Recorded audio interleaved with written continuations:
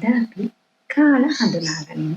නිමිතිරිය අධිකාලේ, උදෑසන කාලේ, මධ්‍යාහ්නය මධ්‍යාහ්න, පස්වරු නැත්නම් දහවල් පිට්පගල්,